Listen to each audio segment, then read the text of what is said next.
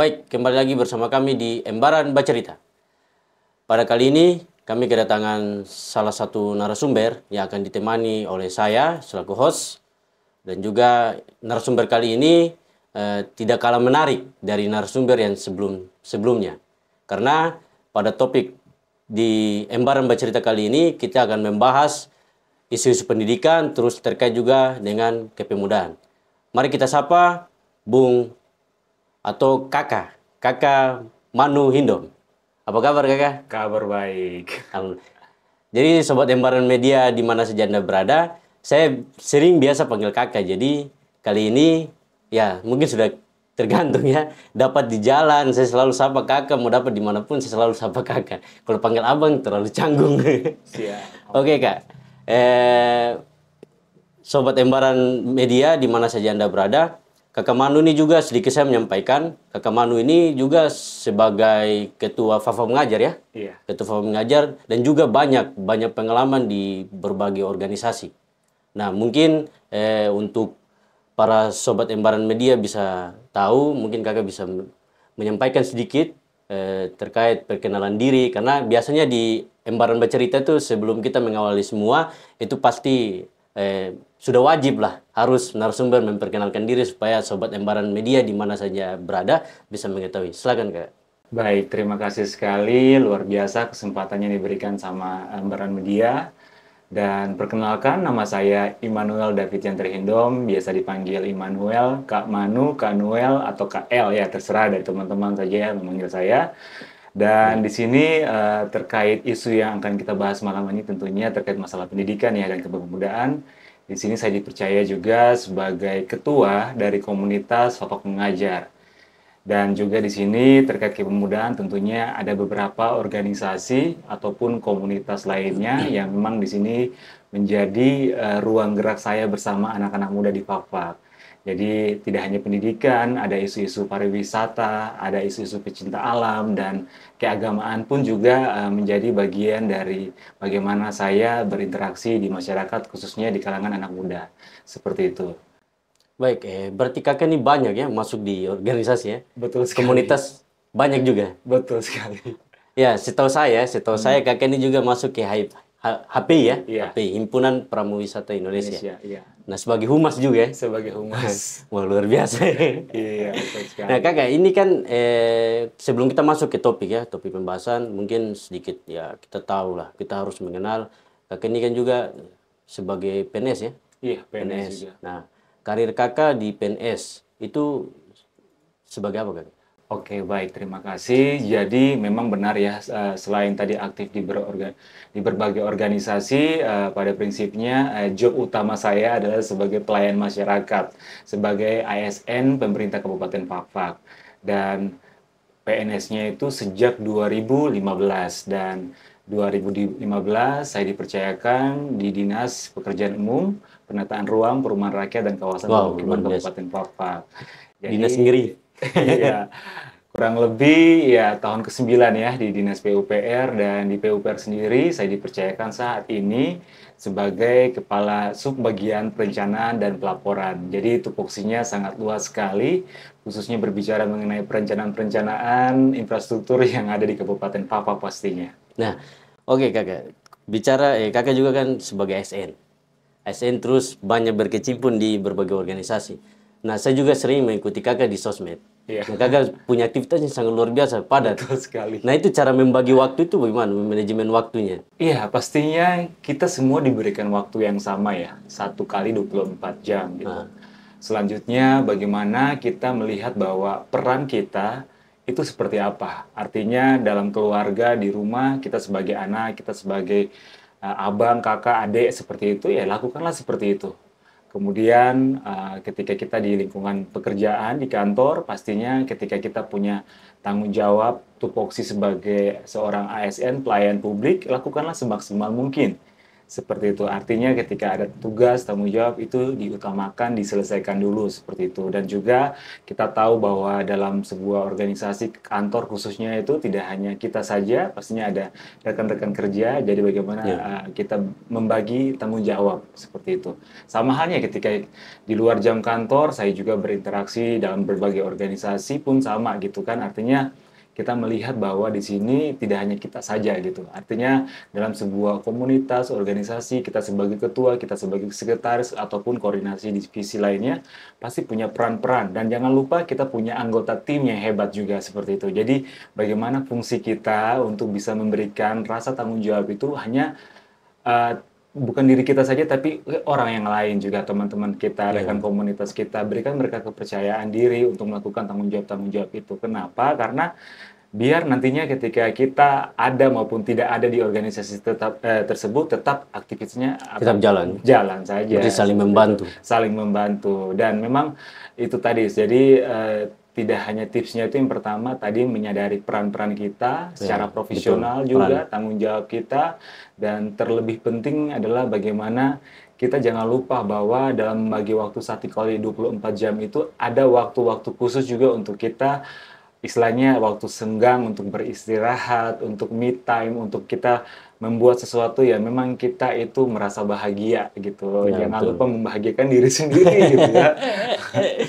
Santainya. Ya. Dan caranya seperti apa? Caranya ya itu tadi gitu kan. Ketika organisasi, kantor mungkin sudah mumet, ketika kita di komunitas yang santai, jangan dibuat mumet juga gitu kan. Dengan cara-cara yang pastinya kita ya santai tapi punya tujuan gitu. Caranya seperti apa? Misalnya dengan berkomunikasi, dengan ketawa, dengan sambil ngopi, makan minum gitu Ya, kan. ya. Nah, itu buat kita rileks gitu. Jadi tidak semua kita harus menghadapinya dengan serius gitu. Sehingga 1 kali 24 jam itu pastinya kita pastikan bahwa kita bisa mengerjakan itu semua tanpa ada mengurangi hal-hal yang memang tidak diinginkan. Seperti itu. Ya, keren. Jadi kakak ini kan sebagai PNS juga. Betul sekali. PNS terus masuk ke berbagai organisasi. Benar. Nah, pada saat membagi waktu kan tadi bilang manajemen waktu itu kan. Iya. Nah, itu apakah pernah ada kayak misalnya lebih fokus ke organisasi, terus pekerjaan di PNS itu terbengkalai atau tertinggal begitu? Apakah pernah atau tidak?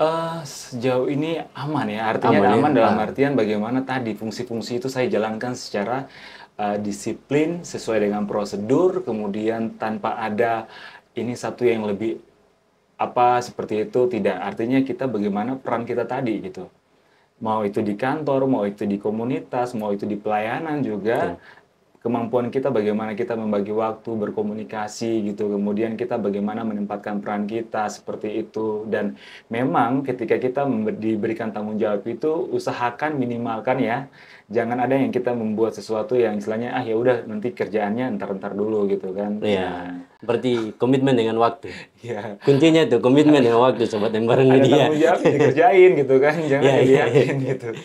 Tapi kalau tidak komitmen dengan waktu berarti ya pasti akan ya mungkin waktu kita kayak misalnya kita bagikan pekerjaan fokusnya terus bagi ke organisasi pasti ada satu yang korban kalau tidak komitmen dengan waktu. Betul. Itu tadi tips itu teman-teman sobat Embaran Media di mana saja berada. Yang berikut kakak masuk ke pengalaman organisasi. Nah ini kan kakak kan yang saya tahu ya, yang saya dapatkan juga kakak kan sebagai ketua Fafang Mengajar. Betul, Cukup lama ya, cukup lama. cukup lama. Terus masuk juga di KNP juga ya, Ada juga. KNP. Terus masuk juga di HIP. Nah, awal mula karir kakak di organisasi itu mulai dari mana? Iya, jadi ini pertanyaannya menarik sekali gitu. Awal mula sendiri organisasi ini tentunya pasti kita dibekali dengan pengalaman saat kita di kampus gitu kan. Iya. Di kampus, kemudian kita lanjut setelah lulus kita bertemu dengan masyarakat gitu kan, dan dengan berbagai karakter gitu, dengan berbagai permasalahan gitu. Jadi seyogyanya komunitas atau organisasi adalah bagaimana peran kita setelah pasca kampus kita menjadi solusi bagi permasalahan-permasalahan tadi. Awalnya di 2015 ketika balik ke Fakfak itu tentunya kita melihat bahwa persoalan pendidikan ini sangat banyak ya. Artinya khususnya pendidikan-pendidikan informal yang masih kurang di Fakfak. Sehingga di situ inisiatiflah dengan teman-teman kita membentuk komunitas Fakfak Mengajar. Fafang Mengajar. Dengan tujuan apa? Kita tujuan adalah menjadi solusi bagi permasalahan pendidikan informal yang ada di Kabupaten Fafak. Selain itu juga menjadi wadah belajar. Jadi kita tahu bahwa banyak anak-anak muda Fafak yang potensial, tidak hanya yang lulusan di Betul. Fafak maupun di luar Fafak, masing-masing punya kelebihan masing-masing gitu. Nah, itu kita ciptakan wadah komunitas Fafak Mengajar ini untuk mereka, mari kita berkontribusi bersama. Bahkan tidak hanya kalangan apa ya, kuliah gitu kan, tapi para siswa-siswi SMA pun juga kami libatkan pada Libatkan saat ya. itu. Jadi memang ini wadah baik dan memang di sini untuk bagaimana semua berperan, karena masalah pendidikan ini adalah masalah bersama gitu. Tidak hanya tanggung jawab guru-guru kita yang di sekolah gitu kan ya, kita juga sebagai anak-anak muda punya tanggung jawab yang sama untuk bagaimana memberikan solusi yang sangat konkret di masyarakat Ya. terkait masalah pendidikan seperti itu. Jadi sejak 2015 Fafak Mengajar terus berkembang dengan teman-teman juga pecinta alam, kita sama-sama membuat organisasi Jelajah Fafak. Oh iya betul, Ya, di jelajah Fafak ingat saya. 2015 selanjutnya juga sembari berjalan ada organisasi gereja juga yang saya ikuti, lanjut juga di sini di 2019 join bersama DPC HPI Fafak ya. Ya, ya. Himpunan Pramuwisata Indonesia di Kabupaten Saya juga Fafak. kayaknya masuk gitu. Boleh. Ya, betul sekali. Pernah Ya, masuk. saya dipercaya di bagian humas di situ dan itu menarik sekali dengan teman-teman dengan berbagai karakter gitu kan. Kita mencoba untuk bagaimana pariwisata ini bisa lebih dikenal, kemudian tidak hanya dikenal, para pemuda-pemuda di berbagai kampung-kampung wisata itu juga bisa mengerti dan memahami bagaimana mereka bisa berupaya untuk mengembangkan pariwisata di kampung mereka masing-masing seperti itu. Lewat wisata minat khusus yang ada dan memang punya potensi di kampung mereka. Ya. Yang menarik kakak, saya mau tanya itu, Fafak Mengajar ini. Kan Iya. kalau kita kenal Fafak Mengajar berarti kan ada Indonesia Mengajar juga. Ada, betul Nah sekali. itu apakah satu serangkaian mulai dari Oke. Indonesia Mengajar ataukah Betul. Fafak Mengajar ini sendiri? Tadi kalau saya ceritakan memang panjang ya. Iya. Artinya memang sejak 2015 kita tahu Indonesia Mengajar sendiri sudah lama ya. Sudah lama sekali, iya. Satu periode kurang lebih mereka 5 tahun, 5 angkatan ada di Fafak seperti itu. Dan kita melihat bahwa banyak sekali para pemuda-pemuda hebat di luar Fafak. Mereka bukan orang Fafak tapi mau jauh-jauh datang. Betul. 1 tahun Saya juga mengabdi pernah di ikut. Fafak seperti itu. Itu luar biasa sekali Betul, gitu kan. betul. Terus kita ini gitu yang dibilang anak-anak Fafak gitu kan. Gimana tanggung jawab kita. Jadi memang di sini hadirnya Fafak Mengajar itu juga tidak terlepas dari Indonesia Mengajar dan juga bagaimana kita melihat bagaimana cara mereka berkontribusi di masyarakat sehingga kita mengadopsi hal itu, namun memang kita lebih fokus ke pendidikan informal. Sehingga di 2015 kami nyatakan bahwa Fafak Mengajar itu sebuah komunitas yang bergerak secara sukarela dan dikerjakan oleh orang-orang yang memang tidak ada batasan, istilahnya mau profesi apa saja, latar belakang pendidikan apa saja, mari kita sama-sama berbuat baik untuk pendidikan di Fafak. Di Fafak Mengajar sendiri terbentuk itu pendirinya berapa orang kan? Kalau berapa orangnya kurang lebih sekitar berapa ya? 5-6 orang pada saat 5-6 itu. orang ya? Iya, seperti itu. Dan Tapi sampai sekarang masih eksis. betul sekali. Ya, bersyukur sekali karena memang sudah banyak, kalau mau bilang relawannya bisa hampir 100 gitu ya. Karena kami juga caranya adalah bagaimana kita merekrut setiap kegiatan itu ada relawan-relawannya tersendiri gitu. Dan kita juga memang ada semacam ada officialnya juga, kemudian ada selain official juga ada relawan simpatisan yang memang dia berkontribusi aktif bersama kita juga untuk menyiapkan program-program kerja kita dalam setahun, apa saja yang mau kita lakukan, itu juga kita ajak untuk terlibat. Dan menariknya itu kita punya sasaran itu kan beragam ya. Artinya ada mulai dari jenjang pendidikan anak usia dini, sekolah dasar, SMP, SMA, SMP. bahkan para guru-guru juga kami bantu gitu. Kita Libatkan lakukan juga ya? semacam TOT. Ya, kita libatkan beberapa guru-guru lokal yang ada di kampung-kampung sebagai local championnya gitu. Jadi kita ajak mereka, kita lakukan semacam training of trainer gitu, khususnya materi yang saat ini kita memang di 2021 sampai saat ini kita konsen di pendidikan lingkungan hidup. Nah, siapa yang mengajar pendidikan lingkungan hidup itu adalah para guru-guru lokal yang ada di kampung-kampung masing-masing yang kita latih gitu. Kita lakukan training of trainer bagi mereka. Itu yang kegiatannya di Diklat. Di Diklat pernah waktu itu. Betul. Iya. Embaran pernah liput, Sobat Betul Embaran sekali. Media. Saya ingat sekali. Iya. Tidak hanya di Diklat, kami juga memang itu sesuai dengan wilayah ya. Artinya Kalau tidak salah 2 kali ya kakak? iya, seperti itu. Ada ada juga kita lakukan langsung di kawasan-kawasan konservasi gitu. Jadi kayak misalnya di 2 kawasan konservasi, pertama yang Van den Bosch di wilayah Karas itu Iya, berarti Van den Bosch. otomatis ada 7 kampung, ada beberapa sekolah yang ada di situ kita libatkan. Kemudian kita beralih ke Teluk Berau dengan ada beberapa distrik itu, ada Iya, distrik Kokas, distrik Arguni, Baham dan Teluk Dara, Berau. ya Kayuni gitu kan, kita ajak untuk kami latih gitu, kemudian kita implementasikan materi kita. Selanjutnya terakhir kita monitoring dan evaluasi.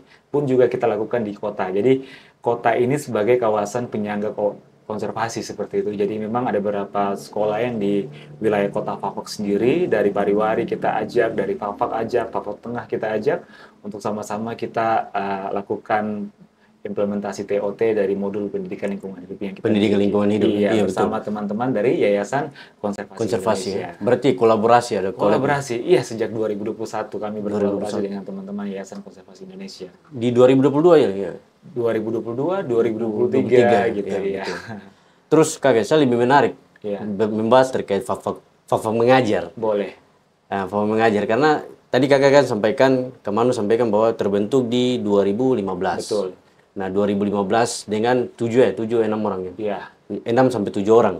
Nah, sampai saat ini berapa jumlah anggota Fafak mengajar yang sudah bergabung di dalam Fafak mengajar gitu, anggotanya Iya, sampai saat kalau ini? kita officialnya itu memang kurang lebih sekitar 30 orang officialnya gitu kan. Hanya saja memang yang tadi saya bilang relawan-relawan kita, karena kita tidak bisa membendung juga bahwa dalam artian ini hanya sebagai wadah untuk belajar seperti itu. Jadi ketika ada yang mau join bersama kami sebagai relawan, silakan bergabung. Tapi kita nggak tahu juga bahwa ada hal-hal pribadi dari setiap relawan yang mungkin udah nikah, ikut suami, ikut istri gitu kan, atau keterima kerja di mana akhirnya berangkat, atau mungkin dia lulus beasiswa di mana berangkat seperti itu, atau aktivitas lainnya yang ya udah silakan. Tapi terima kasih setidaknya kita bersama-sama pernah melakukan sebuah kegiatan dalam sebuah komunitas Fafak mengajar, berbagi kebahagiaan manfaat di masyarakat seperti itu.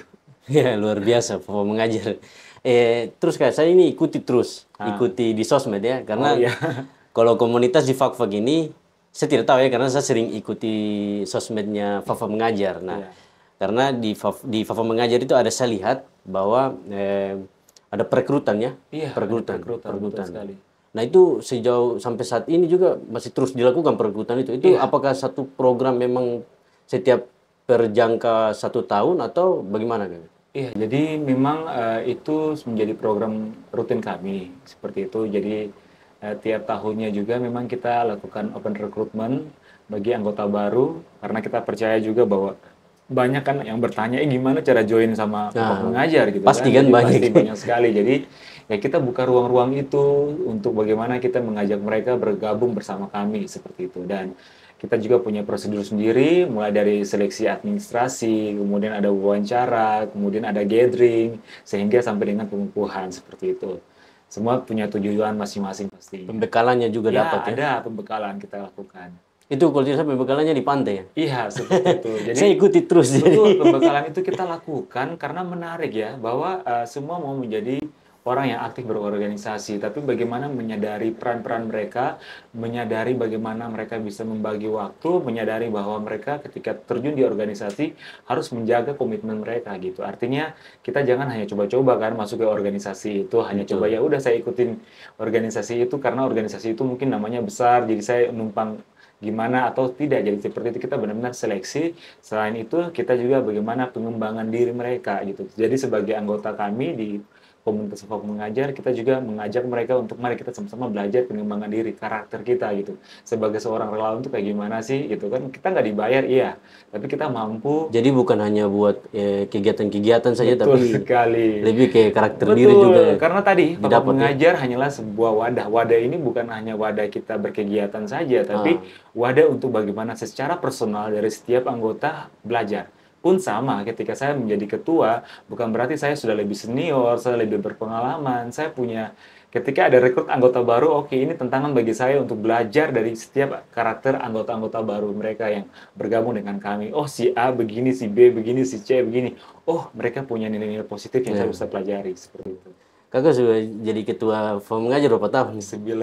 9 tahun. Oh, mulai terbentuk berarti. Iya, seperti Wow, itu. luar Dan ini kayaknya biasa. mau terakhir sih, karena memang sudah 10 tahun udah selesai. Ada regenerasi Kita lah mau ya. regenerasi tahun ini, betul. Nantikan saja pokoknya ada ketua baru, Bapak Pengajar. Baik kakak.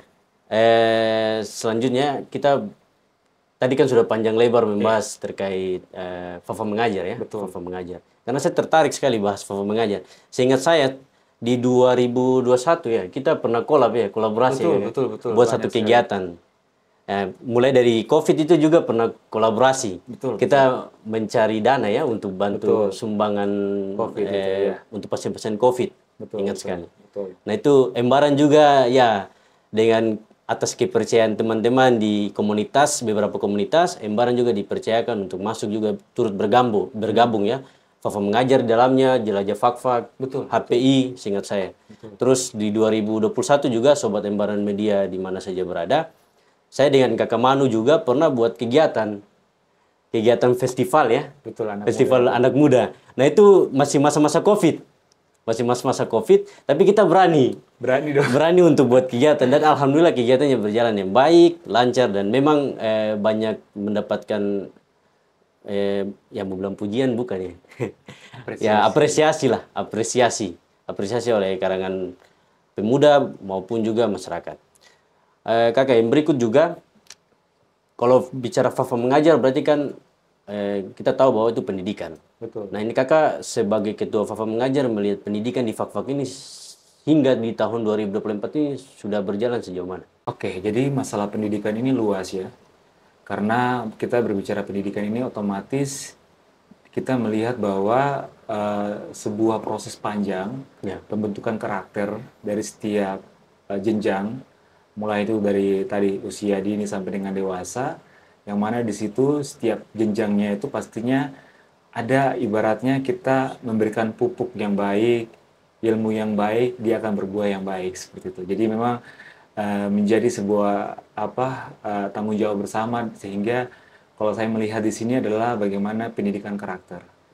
Jadi pendidikan karakter ini penting sekali ditanamkan, sehingga kami lewat FAFA mengajar ya, lewat kegiatan-kegiatan yang kita kerjakan, bagaimana kita menanamkan pendidikan karakter ini, khususnya membangun rasa kepercayaan diri, cinta nasionalisme Ya. seperti itu. Itu utama. Kemudian gotong royong, bertanggung jawab, itu penting sekali.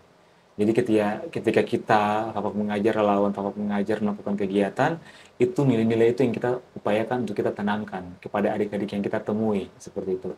Selain itu juga kita tahu sendiri bahwa tidak hanya isu tadi ya, isu mengenai karakter anak-anak, kita juga bisa melihat bahwa isu pendidikan, lingkungan itu juga menjadi istilahnya sebuah tanggung jawab besar secara global. Kita tahu bahwa eranya global warming, kemudian isu-isu lingkungan yang memang saat ini mau kita berbicara terkait pencemaran air, udara, dan tanah seperti itu dengan aktivitas manusia yang memang sudah melebihi kapasitas daya dukung lingkungan. Nah, itu menjadi tanggung jawab kepada kami relawan FAFA mengajar untuk bagaimana kita menciptakan sebuah kegiatan yang memang di sini tentunya bisa jangka panjang, dan kita perlu kolaborasi. Karena kalau bergerak sendiri nggak mungkin kita bisa membuat suatu dampak yang lebih besar gitu kan. Sehingga kita bersyukur sekali kalau di FAFA ini ada NGO Yayasan Konservasi Indonesia.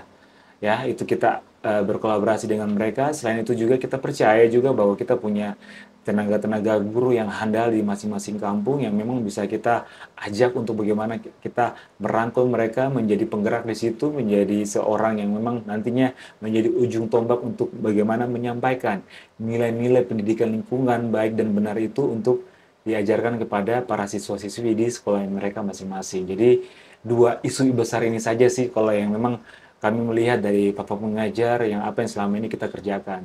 Selain itu kita juga tahu bahwa isu pendidikan ini ya banyak sekali ya, artinya mau itu kalistung, permasalahan baca tulis hitung yang memang banyak sekali dialami oleh para siswa-siswi kita, adik-adik kita seperti itu juga mendorong kita untuk menciptakan sebuah modul belajar ya dengan teman-teman dari Yayasan Konservasi Indonesia, ada 13 materi kurang lebihnya itu.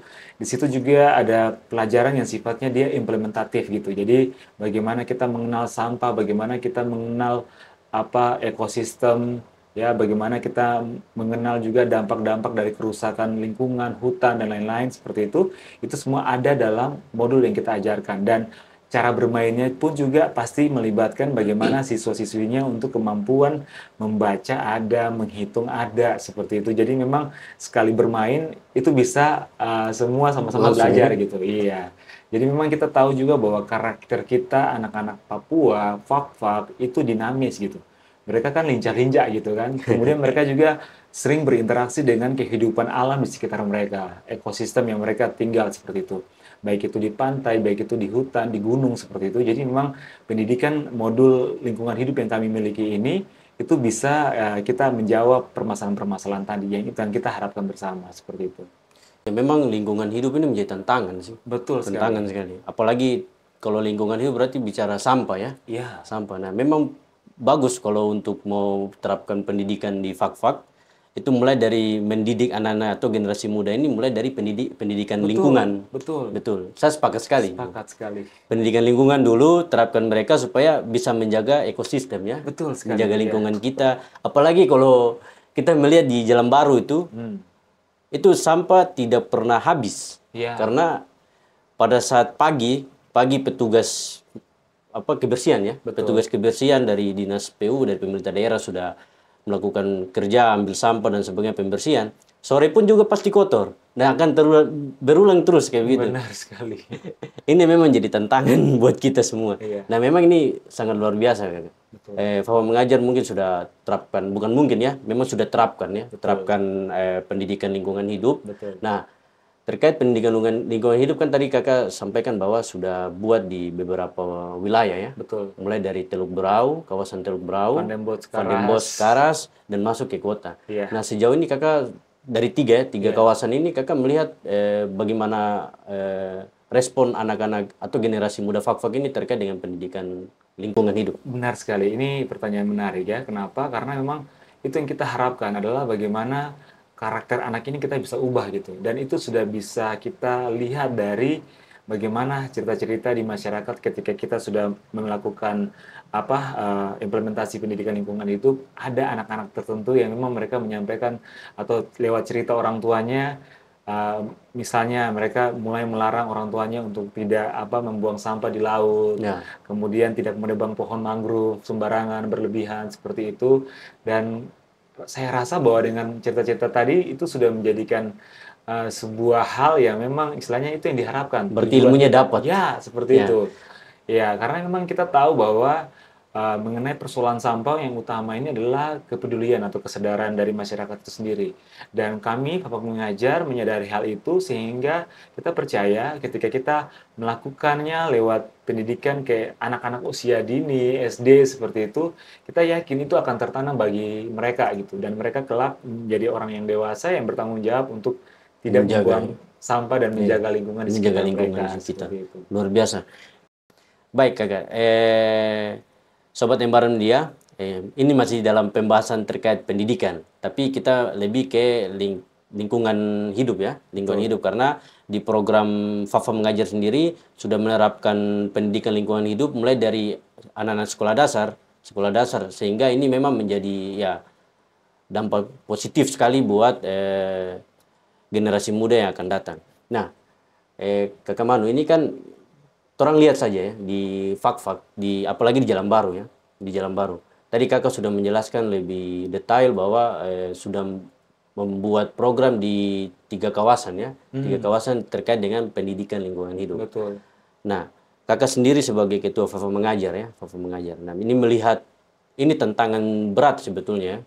Kalau saya bilang berat karena tidak dapat solusi yang bisa membasmi sampah-sampah di Jalan Baru. Yeah. Nah, ini Kakak melihat seperti apa? Mungkin untuk menjadi satu masukan kepada pemerintah daerah, karena memang baik pemerintah daerah saat ini kan sudah menerapkan petugas kebersihan. Setiap pagi kita lihat sudah membersihkan, tapi pada saat sore hari pasti kotor lagi. Habis itu pagi bersih juga. Nah, ini apakah menjadi kesadaran diri masyarakat sendiri atau seperti apa? Iya, jadi ini menarik. Membangun kesadaran itu bukan suatu proses yang instan gitu. Tidak hanya sehari dua hari, bukan hanya sebulan dua bulan gitu, setahun dua tahun. Itu proses yang memang perlu kita konsisten Ya. kita lakukan seperti itu. Dan lewat Fak Mengajar pastinya kita melihat bahwa pendidikan karakter yang memang sudah kita tuangkan dalam modul pendidikan lingkungan hidup kita itu, kita yakin saja bahwa ini sebuah proses panjang, gitu. Suatu proses panjang yang mana ketika kita bertemu dengan adik-adik yang kita ajari ya terkait bagaimana menjaga dan merawat lingkungan sampah di sekitar mereka, mereka akan melihat bahwa oh ini akan memberikan dampak buruk bagi mereka. Pertama, kemudian bagaimana pengolahan sampah ketika pemerintah sudah menyiapkan wadah-wadah sampah yang baik, tentunya bagaimana respon kita ketika kita menghasilkan sampah itu, ya kita buang pada tempatnya gitu. Ya. Ya, untuk diproses lebih lanjut. Dan memang di sini juga bagaimana kita juga mengajarkan bahwa misalnya di sini anak-anak yang lewat pendidikan lingkungan hidup ini juga kelak nantinya dia bisa menjadi seorang, ibaratnya ini kita menciptakan kader-kader muda, pahlawan-pahlawan lingkungan nih ceritanya nih. Ya, ya, Ya, betul. untuk nantinya nanti dia akan menceritakan lagi atau dia memberikan teladan atau memberikan petunjuk atau mungkin dia berbagi kepada teman-teman sebayanya, teman-teman bermainnya untuk ini loh yang harus kita lakuin di lingkungan kita seperti itu. Misalnya lewat aksi-aksi bersih seperti itu, dan memang aksi bersih saat ini kalau di Fakfak memang sudah menjadi sebuah kebiasaan juga Kebiasaan. di komunitas-komunitas ya. Pasti selalu membahas Ya, kebersihan. nggak apa-apa gitu. Maksudnya memang karena itulah yang memang harus dilakukan gitu. Membangun kesadaran itu butuh kolaborasi. Ya, kolaborasi besar gitu, dan memang butuh ruang di mana teman-teman komunitas berkolaborasi baik itu dengan pemerintah daerah, dengan berbagai lapisan masyarakat gitu kan. Lakukan saja secara konsisten gitu. Kapan dia akan terwujud, ya kita percaya saja suatu waktu pasti dengan apa yang kita tekuni saat ini gitu kan, orang akan melihat bahwa saya sudah lihat nih orang-orang pada lakukan Ya. aksi-aksi bersih gitu kan, saya punya hati di mana, kita ini manusia loh, kita punya mata yang baik melihat seperti itu.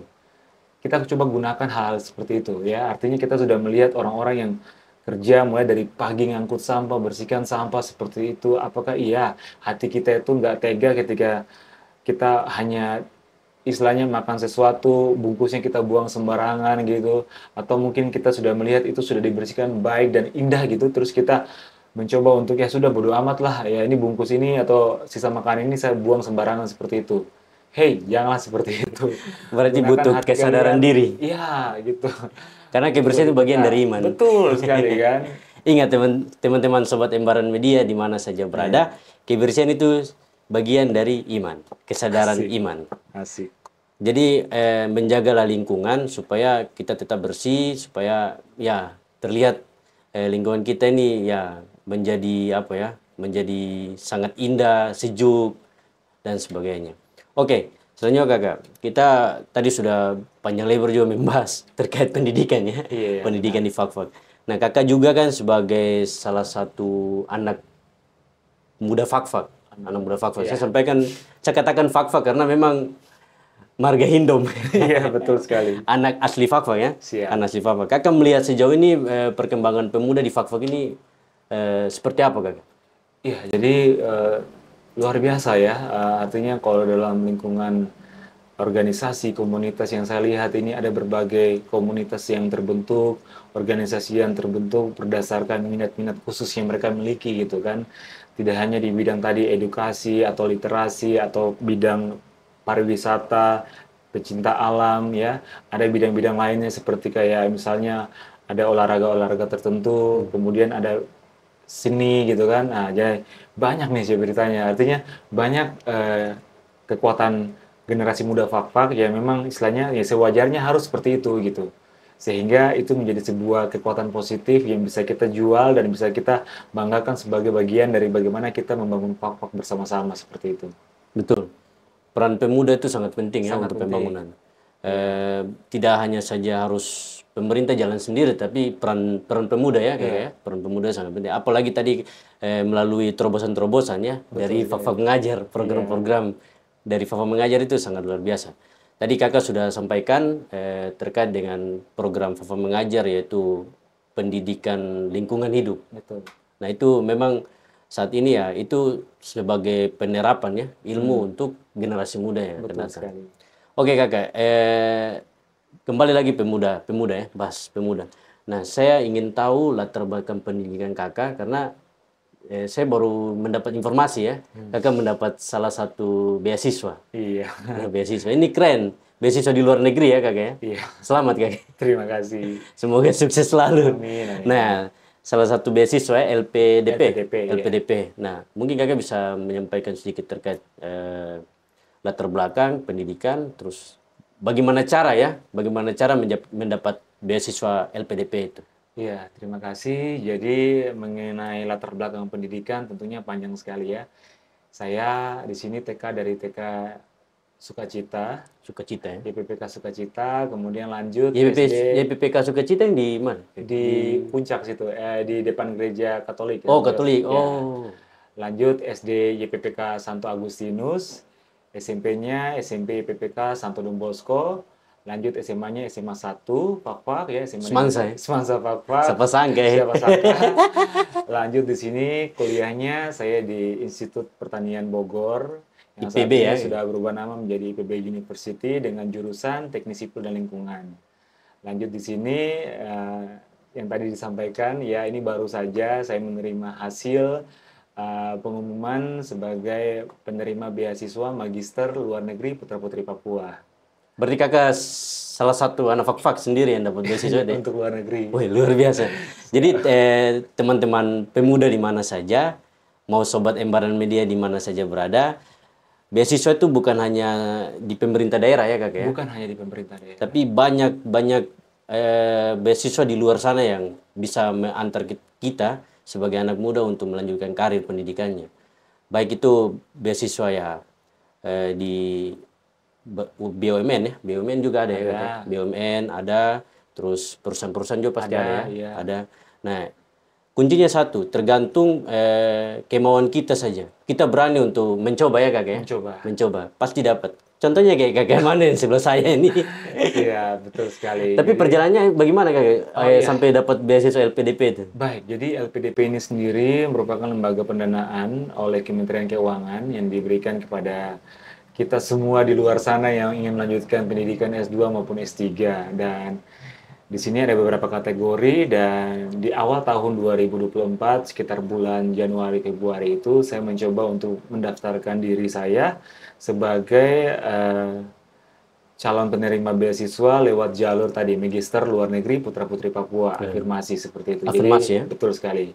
Jadi ada seleksi administrasi, kemudian ada seleksi skolastik sama substansi. Selanjutnya ya diumumkanlah hasilnya seperti itu. Berapa ini jumlah yang mengikuti beasiswa tes? Jadi kebetulan ya informasi yang saya dapatkan di sini jelas di sini ada kurang lebih sekitar 20.000 pendaftar seluruh Indonesia. Jadi 20 ribuan lebih gitu pendaftar seluruh Indonesia mau mendaftar di beasiswa LPDP ini. Kemudian diseleksi administrasinya menjadi 14.000 orang pendaftar. Selanjutnya itu kita ada seleksi skolastik sama substansi. Jadi skolastik ini tes kemampuan akademi, kemudian bagaimana kepribadian kita, penalaran kita, dan macam-macamnya. Selanjutnya kita ada namanya substansi. Jadi itu langsung kita di interview atau dites langsung sama orang-orang yang dari akademisi, dari pihak LPDP-nya, sama psikolog gitu. Jadi memang betul-betul diseleksi gitu, kan. Jadi dari 14.000 menjadi 4.191. Itu yang dinyatakan lulus. Itu yang dinyatakan lulus. Beasiswa kemana kan? Kalau saya rencananya ambilnya di Nederland. Belanda? Iya. Wow. Seperti itu. Berarti kakak sendiri ya? Iya. Anak Fakfak yang memang dapat di Nederland. Seperti itu. Amin ya. Amin. Tapi rencananya tahun berapa? Iya, nanti rencana kuliahnya tahun ini ya? 2025. Oh, 2025. Karena butuh persiapan-persiapan juga kan dari segi administrasinya dan lain-lain, sehingga memang saya juga sebagai ASN juga pastinya harus juga melihat bahwa menyelesaikan dulu tugas-tugas saya di sini untuk bisa 2025 aman lah untuk bisa melanjutkan ke. Tapi yang menarik ini saya ingin tahu kenapa sampai kakak bisa mau mengikuti itu, mau tes beasiswa LPDP ini? Nah, itu harus tentang menarik. Iya, benar sekali ya. Mungkin di sini salah satu motivasi terbesar saya adalah sebagai generasi muda Fak-Fak, sebagai anak Fak-Fak, sebagai orang yang artinya kita dibekali sama orang tua kita, leluhur kita, marga Hindom ya. Artinya Hindom. itu suatu tanggung jawab yang sangat Teluk besar. ya, Teluk Betul Patibi. sekali, dari Kampung Degen ya. Degen, wow. Itu sebuah motivasi besar bagaimana saya melihat bahwa Fak-Fak sudah memberikan hal baik banyak sama diri saya seperti itu. Tidak hanya saya, banyak keluarga saya, rekan-rekan saya seperti itu, sehingga itu menjadi motivasi tersendiri untuk bagaimana saya juga harus memberikan yang lebih lagi kepada kabupaten yang saya cintai ini seperti itu, Kabupaten Fak-Fak, sehingga itu yang mendorong saya untuk mencoba mendaftarkan diri lewat beasiswa ini, karena saya percaya juga platform LPDP ini juga merupakan sebuah beasiswa bergengsi di Indonesia yang memang di sini diharapkan untuk menciptakan generasi-generasi para pemimpin muda Indonesia yang memiliki integritas, nasionalisme, kemudian bagaimana kepercayaan diri untuk bisa membangun daerah Ya, mereka lewat betul. bidang-bidang yang memang mereka tekuni seperti itu. Itu yang memang memotivasi saya untuk bisa mengikuti kegiatan tersebut, sebab karena di LPDP itu kita juga ditanya nih, setelah kamu kuliah, apa kontribusimu yang akan kamu lakukan kepada daerah gitu, Iya. atau kepada Indonesia seperti itu. Itu harus dijelaskan secara rinci.